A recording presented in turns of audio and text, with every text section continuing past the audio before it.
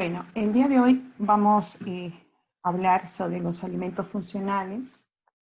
Es importante aclarar sobre algunas definiciones, ¿no? Porque muchas veces escuchamos en algunas conferencias, inclusive, donde nos dicen alimentos funcionales o nutracéuticos, ¿no? O alicamentos, o superalimentos, ¿no? Entonces, es importante el día de hoy tener claro los conceptos que se vienen manejando, porque obviamente este concepto de alimento funcional ha ido con el tiempo aclarándose y gracias a que se han realizado una serie de eventos, de congresos sobre alimentos funcionales y también revisiones sistemáticas, se ha podido ir aclarando con el tiempo las definiciones y qué es considerado un alimento funcional. Importante es tener en cuenta que un alimento funcional es lo que dice el concepto. Es un alimento que puede ser en forma natural, puede ser un alimento procesado, y va a tener ciertas particularidades porque obviamente aquí, más allá de las propiedades nutricionales que puede tener el alimento, lo que interesa acá es ver que este alimento tenga dentro de su composición componentes que van a favorecer a la salud, ¿no? Entonces, y en muchos casos va a servir para la prevención de enfermedades. ¿Qué tipo de características tiene un alimento funcional? Antes que nada, hay que tomar en cuenta que su presentación, su consumo, su uso debe ser como cualquier otro alimento. Estamos hablando en raciones, en porciones. Y es importante también tomar en cuenta que hay que evaluar que su consumo no debe producir efectos nocivos. Lo importante en un alimento funcional es ver cuáles son esas propiedades que manifiestan, cuáles son esas propiedades que son saludables y hay que establecer para ellos ciertas características para poder decir si este alimento tiene propiedades beneficiosas para la salud.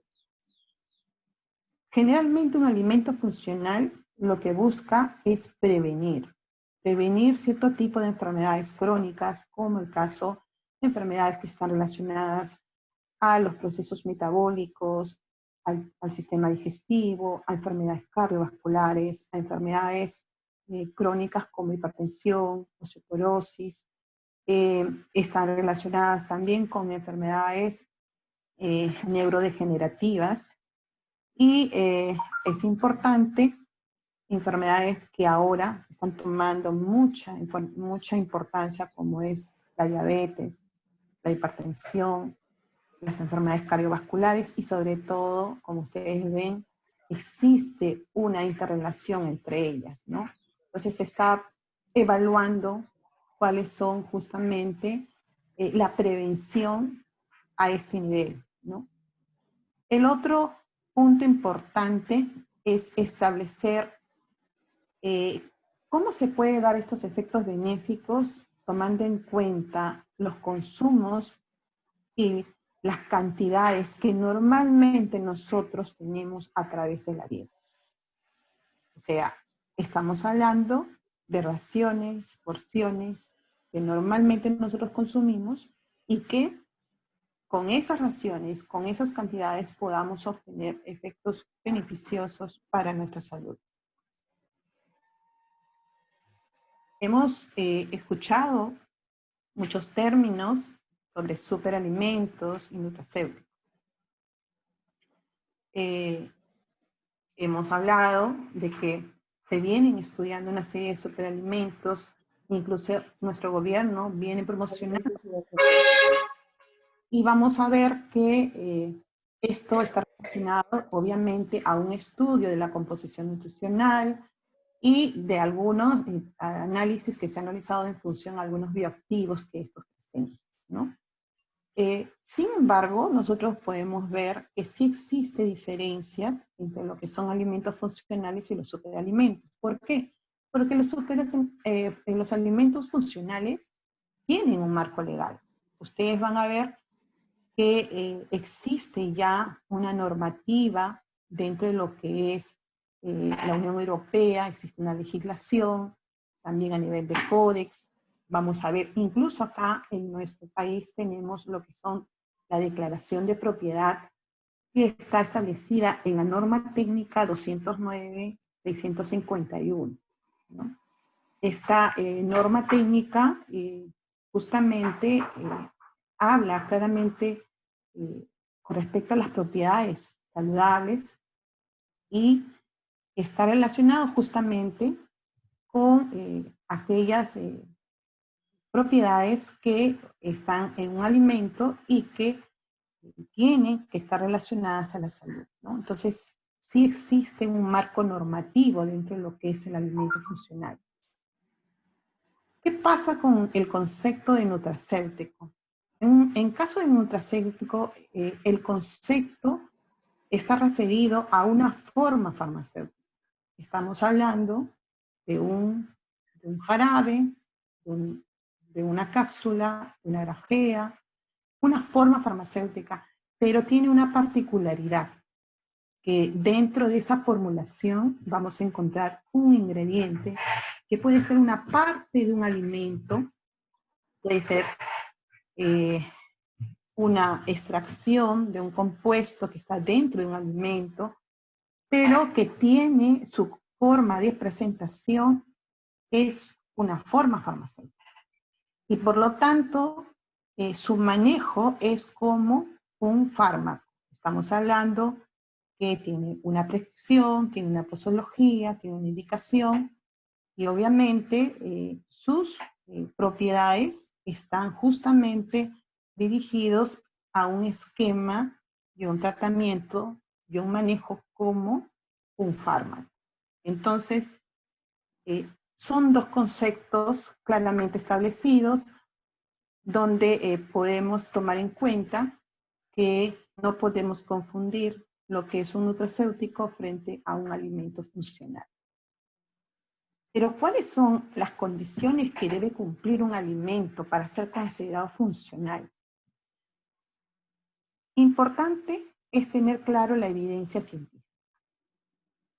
Y para ello tenemos que establecer cuáles son esos efectos beneficiosos que va a tener este alimento. Sobre qué beneficio vamos a hablar. Si va a reducir, por ejemplo, el colesterol, si va a reducir los niveles de triglicéridos. Entonces, es importante ver cuál es ese efecto. Otro punto importante es que tiene que tener una sólida base científica. ¿Qué quiere decir? Que tiene que haberse desarrollado los estudios de análisis in vitro, biológicos, clínicos, y sobre todo la fase 1. Fase 1 es muy importante porque en la fase 1 se ve los estudios de seguridad.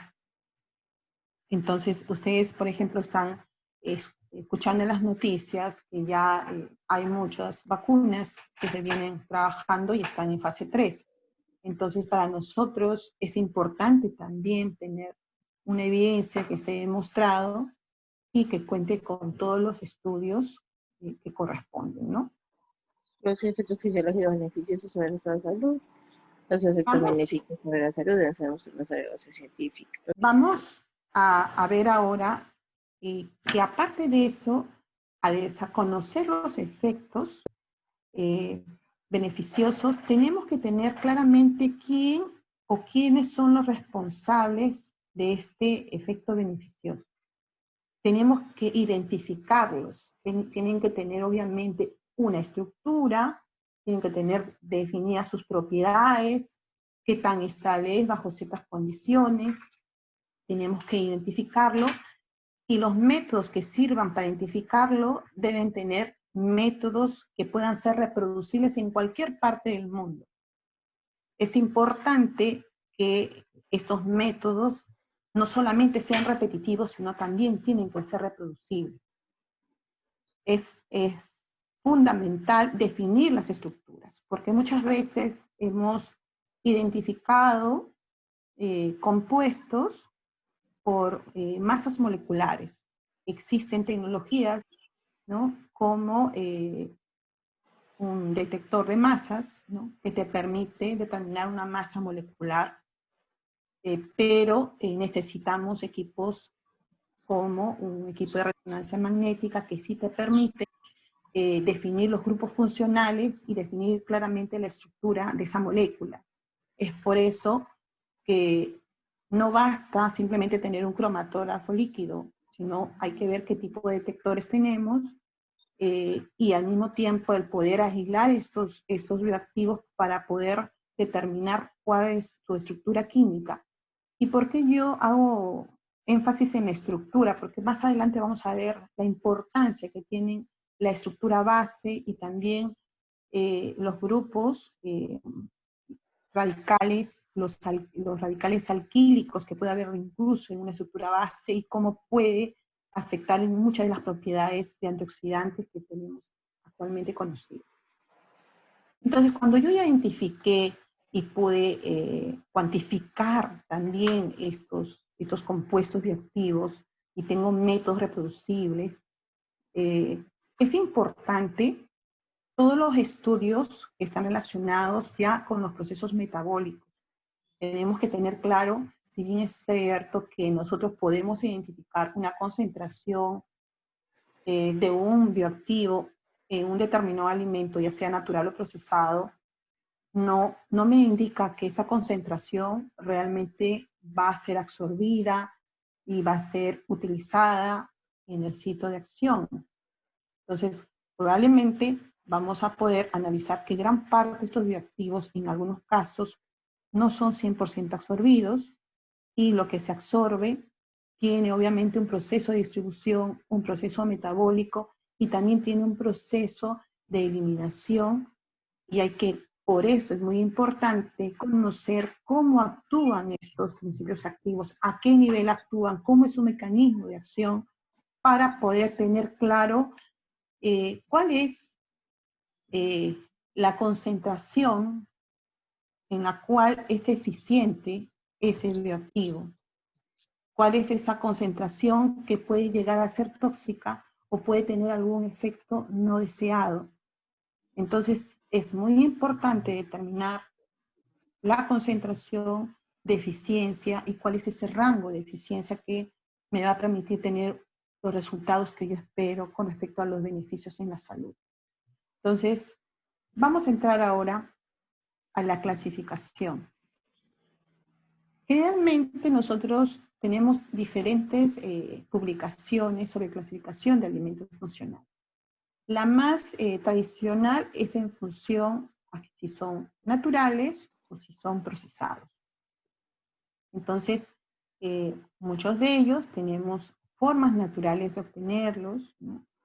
Y por otro lado, muchos de estos alimentos naturales también tienen algunos componentes que no son beneficiosos para la salud. Entonces nosotros tenemos en muchos casos que eliminar aquellos componentes que no son beneficiosos para nuestra salud y así recién poder utilizarlos. Para ello se requiere de establecer un proceso, ¿no? Y en muchos casos vamos a encontrar que muchos compuestos necesitan ser transformados para poder expresar sus propiedades beneficiosas en la salud. Pasan por procesos de hidrogenación, hidroxilación, una serie de procesos que nos permite transformar en otra molécula que es mucho más activa y con mejores beneficios para la salud. Entonces, se requiere muchas veces un proceso.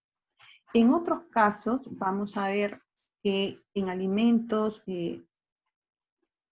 vamos a tratar de sustituir en la formulación algunos componentes que cumplen una función de aditivos, como son los edulcorantes, y son reemplazados por otros que permiten en su formulación disminuir la densidad energética. En otros casos vamos a ver que vamos a ver que ingresan a la dieta con una formulación determinada, pero durante el proceso metabólico, por la acción de nuestra microbiota, se transforman en otros compuestos, ¿no? Y eso ya ha sucedido con algunas isoflavonas, ¿no? Y algunas catequinas que generalmente tienen una actividad determinada cuando ingresan a través de nuestra dieta, pero se transforman en otras sustancias que pueden ser mucho más activas que la original, producto del proceso fermentativo que nosotros tenemos a nivel de nuestra microbiota. Si nosotros hablamos sobre lo que son alimentos funcionales de origen natural, vamos a encontrar que muchos de estos alimentos están frecuentemente en nuestra dieta. Sobre todo vamos a tener aquellos que tenemos la costumbre de comernos un delicioso plato de ensaladas. Vamos a ver, en el caso, por ejemplo, del tomate, vamos a tener una serie de compuestos que son de origen terpeno, como el caso del licopeno. Vamos a encontrar en el brócoli el sulforafano. En la zanahoria también tenemos algunos carotenos clásicos que ya ustedes conocen, y algunos compuestos alílicos, algunos compuestos organochlorurados, y como el caso del té, ¿no? Donde nosotros vamos a encontrar compuestos como son las catequinas, epicatequinas, epigalatocatequinas, polifenoles, y polifenoles sobre todo condensados, ¿no? En fuentes como el pescado vamos a encontrar una serie de compuestos conocidos como son los omega 3 y que son beneficiosos para la salud, sobre todo para lo que son enfermedades coronarias, ¿no? Es importante conocer la importancia que tiene la estructura de estos bioactivos con respecto a lo que son sus propiedades y sus funciones, ¿no? Nosotros encontramos en el grupo de los terpenos una serie de bioactivos muy, muy interesantes que se vienen aplicando no solamente en los alimentos funcionales naturales, sino también en alimentos procesados. Sobre todo ya hemos hablado de los carotenoides, los liponoides, ¿no? Están presentes en este grupo de bioactivos que pertenecen al grupo de los terpenos. Tenemos en este grupo los fitoesteroles, que nosotros conocemos que están en muchos frutos verdes, en frutos secos, y sobre todo por la función que tienen estos compuestos con respecto a ser hipocolesterolémicos de manera moderada, porque pueden llegar a reducir hasta un 15% el nivel de colesterol LDL sin alterar lo que es el colesterol HDL.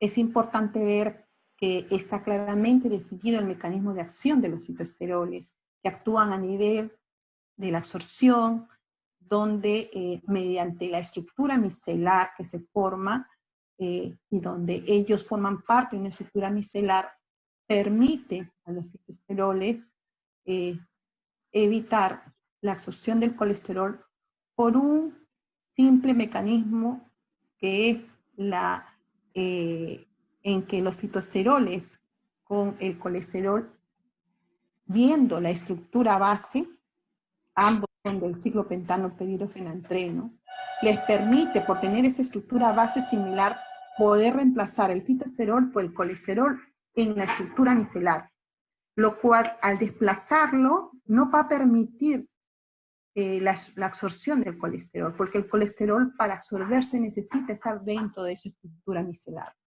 Entonces, a nivel de absorción, esa afinidad que tienen ambos de ser esteroles, ¿no? Y al tener la misma estructura base, permite al fitoesterol, gracias a tener cadenas hidrocarbonadas que incrementa la apolaridad de este compuesto, permite sustituir en la estructura micelar al colesterol y así evita que éste pueda absorberse. Esa es una de las formas generales que los fitoesteroles trabajan a nivel de absorción, pero no es el único mecanismo. También los fitoesteroles están trabajando en lo que es la síntesis del colesterol. Y el colesterol, obviamente, vamos a ver que aquí hay cierto tipo de fitoesteroles que trabajan a este nivel. Sobre todo aquellos que muestran una insaturación a nivel de los carbonos 22 y 24, que son carbonos estructurales. Entonces, le permite a los fitoesteroles actuar a nivel de síntesis de colesterol.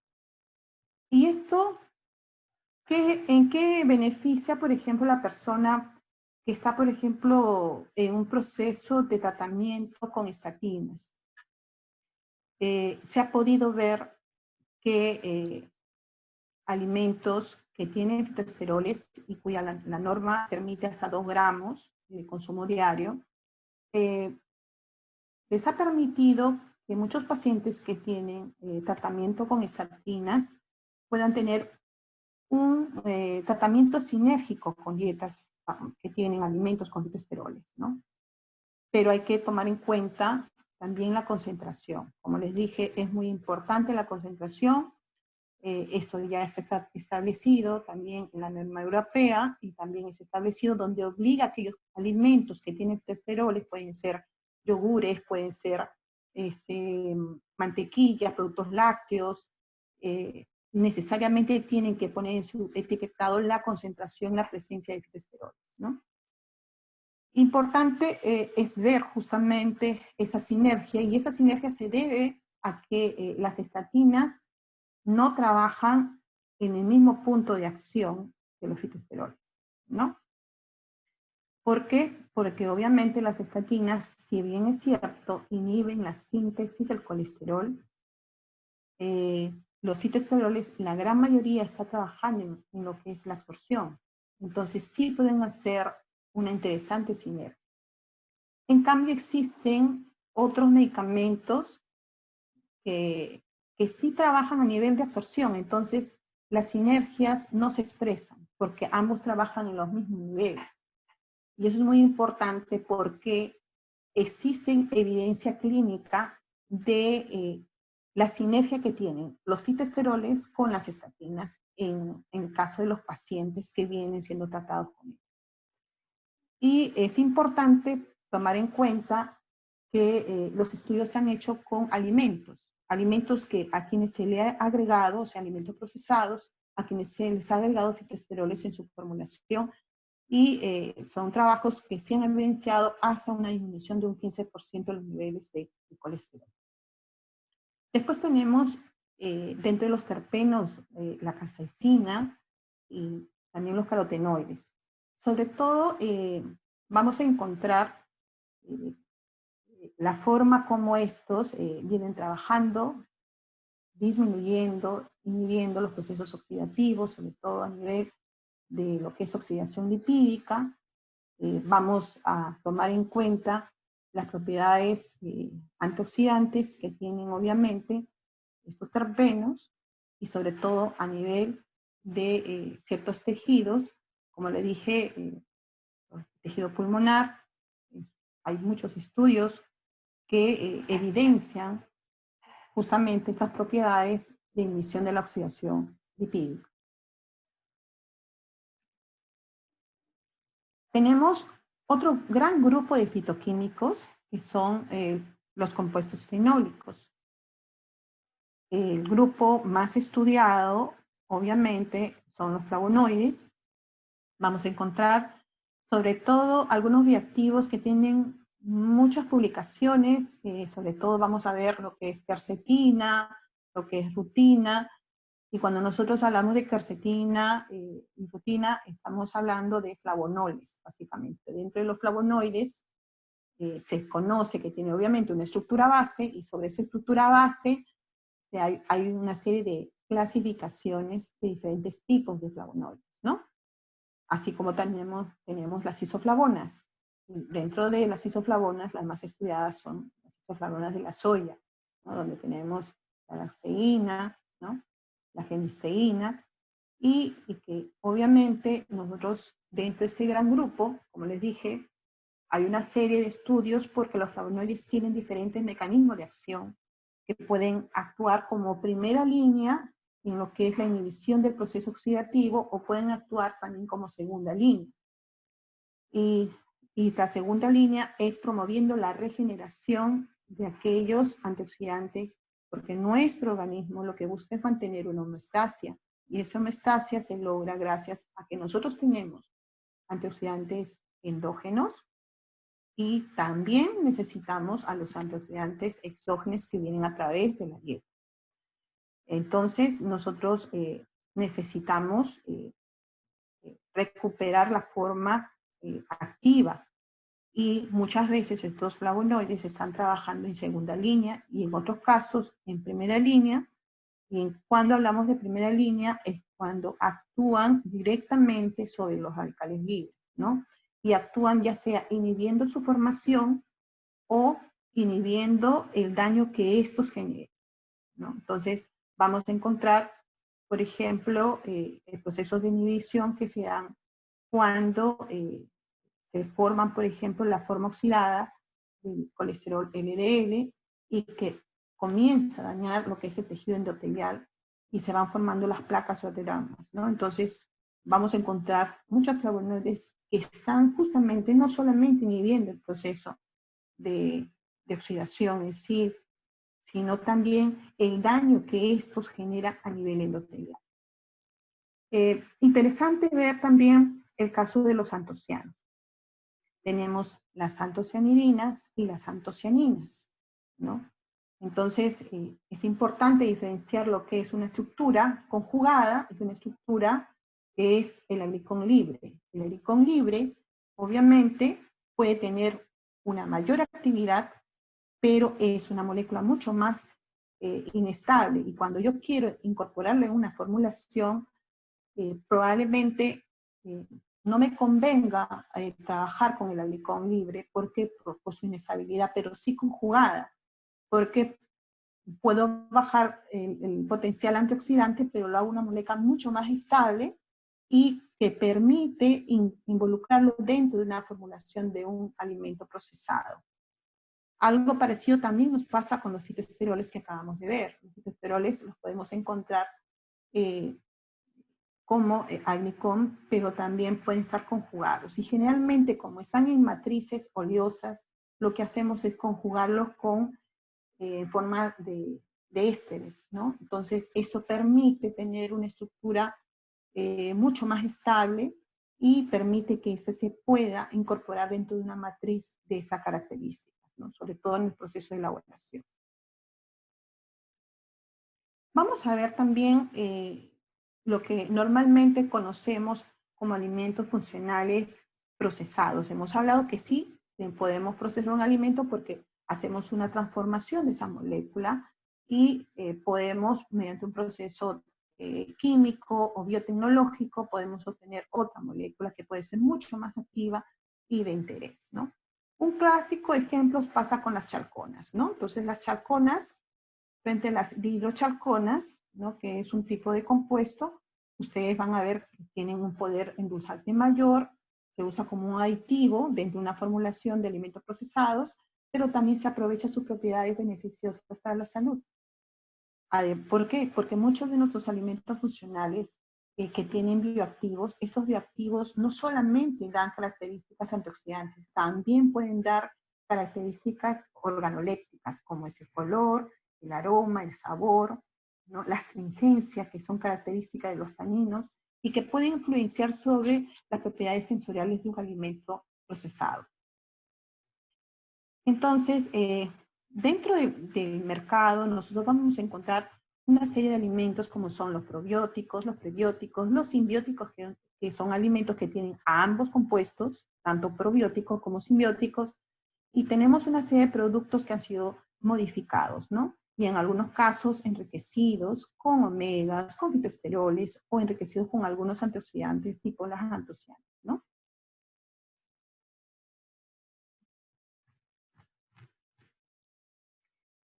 ¿Cuáles son los criterios mínimos que nosotros deberíamos exigir sobre aquellos productos probióticos que nosotros compramos en el mercado. Muchas veces recibimos una información incompleta.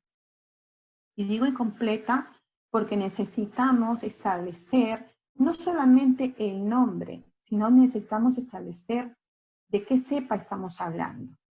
Entonces, es importante conocer las cepas, el código de la cepa, porque los estudios de investigación que cuentan con evidencia científica no solamente mencionan el género, sino la cepa. La cepa hablan de la concentración de eficacia y hablan para qué es bueno, o sea, cuál es el beneficio en la salud que tiene. Entonces, no podemos poner a todo el género de Lactobacillus con todos los beneficios que a ustedes se les pueda ocurrir decir esto sirve porque son probióticos, porque son lactobacillus y son buenos. No. Hay protocolos donde obviamente está claramente definido cuál es la cepa. Y es muy importante. ¿Y por qué nosotros buscamos consumir probióticos?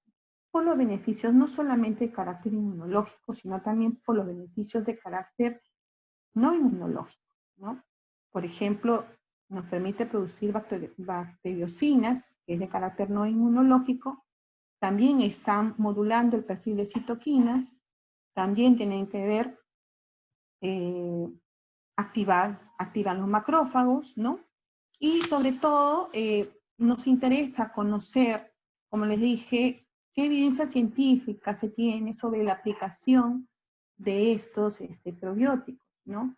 Y tomar en cuenta que muchos de ellos no trabajan solos, generalmente los vamos a ver combinados para tener los resultados que buscamos, ¿no?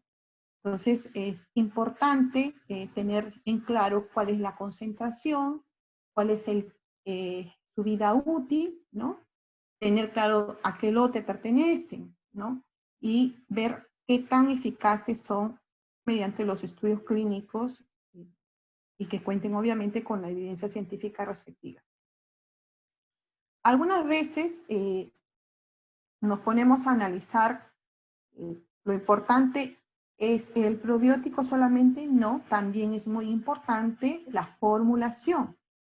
O sea, el vehículo en el cual nosotros tenemos estos microorganismos también es importante porque estos vehículos también pueden afectar la eficiencia de la propiedad que nosotros le estamos dando, ¿no?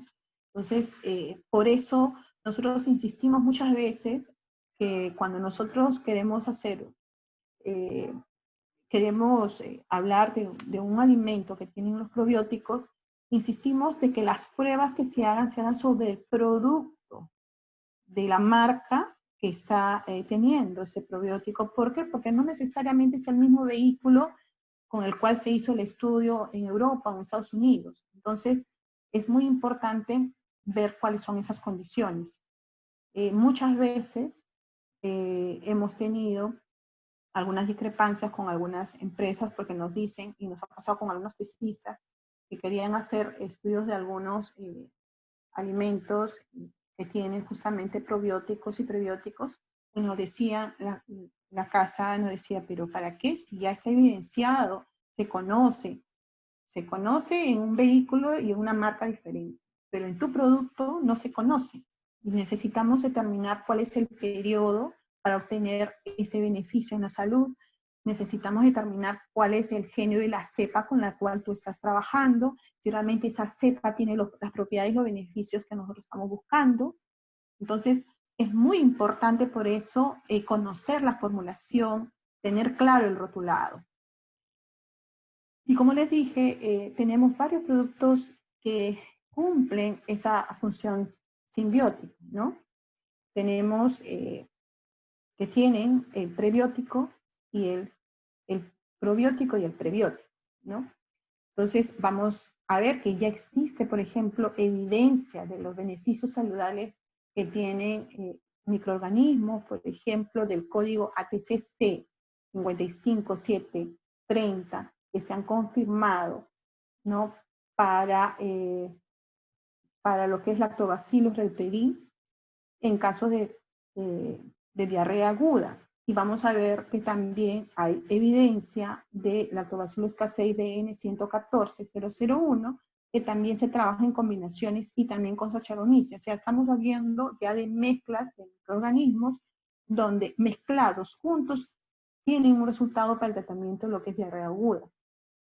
Y así vamos a ver mezclas de microorganismos cuyo protocolo de ensayo clínico le ha permitido evidenciar, estamos hablando de género y de cepas, ¿no?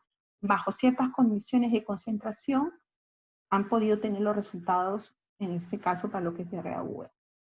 Ahora, si nosotros hablamos ya del prebiótico, nosotros tenemos que saber que, si bien es cierto, nosotros no tenemos la capacidad de digerirlo, pero sí juega un rol fundamental para nuestra calidad de vida, para prevenir enfermedades como lo que es el cáncer de colon, incluso para personas que sufren de diabetes o tienen problemas de colesterol, pues es muy importante considerar lo que es la fibra dietaria. Vamos a encontrar que esta fibra puede ser clasificada de una forma muy sencilla, muy simple, lo que es soluble e insoluble. Y obviamente la fibra que es soluble es justamente la fibra que en su mayoría es fermentada. En cambio la fibra insoluble es prácticamente casi nada fermentada. Entonces tenemos una fibra que cumple una función laxante, como es la fibra insoluble, y la otra que juega un rol muy importante porque es nuestra microbiota, nuestra microflora intestinal que la utiliza y va a ser fermentada y va a generar una serie de compuestos como son ácidos grasos de cadena corta, como es una serie de gases como hidrógeno, CO2, metano y una serie de metabolitos que van a permitir regular el pH de tal forma que van a permitir el desarrollo de una microflora saludable e inhibiendo aquellas que son patógenas. Entonces vamos a tener, gracias a la presencia de ellos, una microbiota saludable. En cambio, cuando hablamos de la fibra laxante, es aquella que justamente disminuye los tiempos de retención de nuestras heces. Y ustedes saben muy bien que por los mismos procesos metabólicos estamos nosotros generando una serie de sustancias precarcinogénicas y que a medida que están en contacto con mayor tiempo en nuestros colonocitos, pueden alterar las membranas y pueden estar nuestro colon expuesto a que se forme y se genere cáncer, ¿no? Porque son sustancias precarcinogénicas. Entonces lo que buscamos es que ese tiempo de retención, ese tiempo de contacto que existen estas sustancias sea cada vez menor. Entonces se disminuye ese tiempo de tránsito intestinal usando justamente esta fibra que cumple esta función laxante. Pero para que cumpla esta función laxante necesita obviamente que la persona consuma agua, ¿no? Necesita que la persona consuma agua y al mismo tiempo vamos a ver que esto se expresa incrementándose el volumen fecal, ¿no? Tenemos una serie de clasificaciones de fibras. Podemos hablar en función a si son de cadena larga o si son de cadena corta. Esa es otra clasificación. Hemos hablado de una clasificación más simple. Ahora estamos hablando un poco más de carácter estructural. Y aquí tenemos una serie de compuestos como son los fructoligosacáridos, los galactoligosacáridos, ¿no? Y que están muy presentes en nuestra dieta, como son los frutos secos, las nueces, el ajo que lo consumimos todos los días, la alcachofa, ¿no? Y algunas legumbres, ¿no? Que son características de estos que son solubles y altamente fermentables, ¿no? Y los de cadena larga, tenemos aquellos que obviamente son solubles y altamente fermentables, y aquellos que son medianamente fermentables, escasamente fermentables, y los que no son fermentables, ¿no? Entonces, ambos son necesarios, ambos nosotros los necesitamos. tenemos a través de las frutas que tienen un gran contenido de agua, que la mayoría de las frutas tienen un 80 a un 90% de agua. En esas frutas vamos a tener un predominio de tipo de fibras de carácter soluble, o el tipo de matriz, pero también tenemos la fibra insoluble. En cambio, en las legumbres tenemos justamente un gran grupo de fibras que son de carácter laxante y en una parte también que son fermentables. Entonces, es propio que cuando nosotros consumimos algunos frijoles, tenemos como que nos produce un poco de hinchamiento, porque justamente se da este proceso de fermentación, ¿no? Vamos a ver, por ejemplo, una serie de alimentos que nosotros ya tenemos, en los cuales tenemos el caso del salvado, los frijoles, donde podemos ver las cantidades de fibra que nos ofrecen.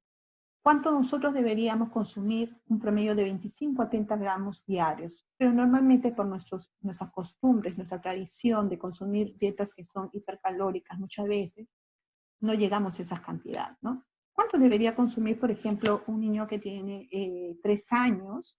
Lo ideal es que consuma por lo menos una cantidad de más 5 o 10 gramos de su edad. Entonces estamos hablando, si tiene un niño de 3 años, debería consumir 8 gramos, o si no, debería consumir 13 gramos, ¿no? Diariamente, ¿no? Entonces, es importante tener en cuenta cuánto deberíamos consumir. ¿Por qué consumir fibra? Por todos los beneficios que ella nos da, lo que es, nos permite incrementar la masa magra, nos permite, obviamente, prevenir lo que es la obesidad y, sobre todo, porque nos da una sensación de saciedad. Si nosotros queremos hacer algunas transformaciones de carbohidratos en las fórmulas de alimentos procesados, incrementar fibra, estamos disminuyendo lo más importante que es la densidad energética y además de eso nos da una sensación de saciedad. Entonces, estamos reestructurando algunas formulaciones clásicas, buscando de incrementar componentes fibra con esos fines. Por otro lado, también es muy beneficiosa para evitar el estreñimiento, donde vamos a buscar a través de la fibra y se puede expresar el aumento de masa fecal y sobre todo un incremento en la frecuencia de evacuación. Conocemos muchas personas que solamente evacúan una vez cada 2 días o quizás una vez al día, ¿no? Y es parte de sus hábitos, pero ya sabemos que disminuir la frecuencia de evacuación también incrementa los riesgos de sufrir de cáncer de colon. Por otro lado, el tema de la diabetes. Sabemos que obviamente la fibra nos ayuda a disminuir la absorción de glucosa, también la absorción de colesterol, y también evita la formación, sobre todo nos ayuda a prevenir lo que es el cáncer intestinal. Tenemos una serie de ingredientes que están obviamente en la formulación de diferentes alimentos procesados y vamos a encontrar diferentes grupos de alimentos donde vamos a encontrar, por ejemplo, betaglucanos, esteroles, DHA o ácido linolénico o ácido linoleico, que están involucrados obviamente en diferentes formulaciones y que vamos a encontrar en muchos productos con alegaciones en la salud. En temas de alegaciones hay que tener mucho cuidado, como les dije, porque no podemos poner propiedades si no existe evidencia sobre la misma, y sobre todo en el producto que está presentando esta alegación, ¿no? Conclusiones. ¿Es importante considerar los alimentos funcionales en nuestra alimentación? Claro que sí. Ello significa un valor agregado a nuestra alimentación por los beneficios que nos traería nuestra salud, sobre todo para la prevención de enfermedades crónicas como enfermedades neurodegenerativas. Podemos también promover el incremento de su consumo. Esto obviamente tiene que ir acompañado con una vida saludable, con una actividad física, con unas horas de sueño adecuadas, ya que siguen siendo imprescindibles para lo que es la prevención y el tratamiento, sobre todo los resultados de eficacia, porque muchas veces Sí, estamos llevando una dieta a base de alimentos funcionales, pero no tenemos una vida saludable. Entonces, los resultados que esperamos muchas veces no se llegan a expresar. Entonces, sí tenemos que buscar que esto se exprese, pero de la mano con un estilo de vida saludable. Muchísimas gracias a todos y agradezco la invitación de Roxana. Con esto doy por concluida mi presentación.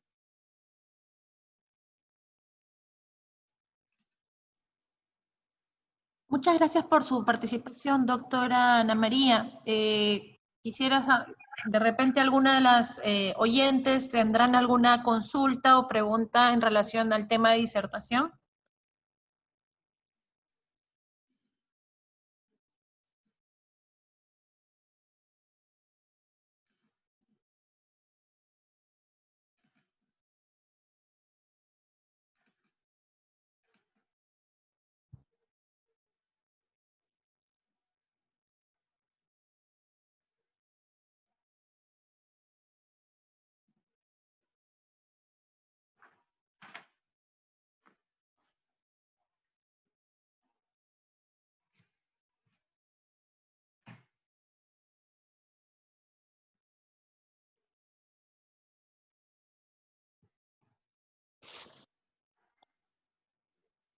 Bueno, sin duda el tema de alimentos funcionales es sumamente importante y tiene una amplia gama de estudio, mucho más ahora que hay tantos frutos con muchas, podría decirse así, características de beneficios, ¿no? Que como usted menciona, habría que afinar y determinar bien cuáles son los componentes que provocarían este beneficio a la salud, ¿no? Y que no solamente es determinar el antioxidante, sino como mencionaba, las fases para que pueda ser de repente sugerido en una recomendación dietética, ¿no? Así es muy importante entender no solamente identificar un alimento funcional, identificar cuáles son los responsables de estos beneficios en la salud dentro de la matriz de un alimento, sino también conocer y comprender la estructura. Bueno, yo no he hablado hoy día con mucha profundidad sobre el tema de la estructura, pero sí influye, incluso el posicionamiento de los grupos funcionales dentro de una estructura base, dentro de lo que son los fitoesteroles, cómo el posicionamiento o la presencia de un doble enlace puede influir sobre el comportamiento de estas moléculas dentro del proceso metabólico, cómo puede influir sobre el poder antioxidante la presencia de grupos oxidrilos en posiciones especiales como dentro de un anillo base, que es el anillo base de los flavonoides, ¿no? Cómo influye en ese poder y cómo esto también influye sobre la estabilidad del mismo y cómo tenemos que buscar la forma que esto sea mucho más estable para poder incorporarles en matrices como son los alimentos funcionales procesados, ¿no? Porque tenemos que buscar que dentro de un alimento funcional procesado se mantenga esta propiedad y al mismo tiempo pueda tener un tiempo de vida útil, que sea estable, que no afecte las propiedades sensoriales del producto final. O sea, hay una serie de estudios que van acompañados para lo que es el desarrollo y la innovación del alimento funcional. Bien, en el chat, Natalie Bernoy, bueno, refiere que es una excelente exposición y consulta si podría comentar algo sobre el uso de omega 3 como un compuesto funcional. En efecto, nosotros vamos a ver que el omega 3 está involucrado sobre todo en alimentos funcionales procesados. Lo único que sí hay que tomar en cuenta es lo que son los estudios de vida útil y la estabilidad. Porque si bien es cierto, no sé si ustedes han escuchado, hay especialistas en omega 3, como es el doctor Valenzuela, ¿no? Que ha trabajado justamente con omegas y conoce obviamente que cuando se trabaja con un ácido graso, con los omegas 3, omega 6, es muy importante conocer el procesamiento en sí, la temperatura, el tiempo de exposición, para la estabilidad del mismo. Y sobre todo el evitar, por ejemplo, que se formen sustancias que no permiten mantener estables estas moléculas. Por ejemplo, que se vayan a formar dienos o trienos conjugados, o que se formen compuestos producto de la oxidación lipídica, como son los malondialdehído. Entonces, nosotros lo que buscamos es que estas sustancias ingresen a un proceso que les permita ser mucho más estables, que les permita mantener sus propiedades dentro de lo que es una formulación. Y por otro lado, ya ustedes conocen que existen una serie de fuentes naturales con respecto a los omegas, ¿no?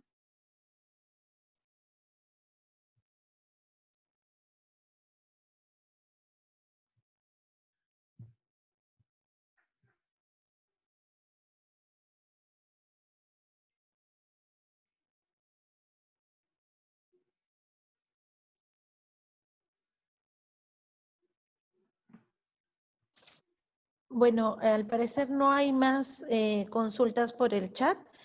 Ha sido una disertación muy que nos da el bichito de seguir investigando y mejorar la investigación, no solamente encontrar una propiedad, sino validarla durante todos los procesos. Y como usted mencionaba, tomar en cuenta la importancia de la estructura química de estos bioactivos para de esa manera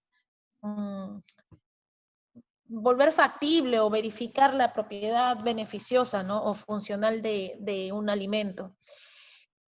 Agradecemos su ponencia, ha sido, como le mencionaba, excelente. De repente no hay muchas dudas, quizá les ha quedado todo claro. Y nuevamente le agradezco a nombre de la Sociedad Peruana de Nutrición nos haya brindado su tiempo y esta disertación que nos ha llamado bastante la atención. Muchísimas gracias a todos y estamos en la próxima conferencia acompañando al doctor Felipe Ignacio Conchoy el próximo viernes. Gracias. Muchas gracias, hasta luego.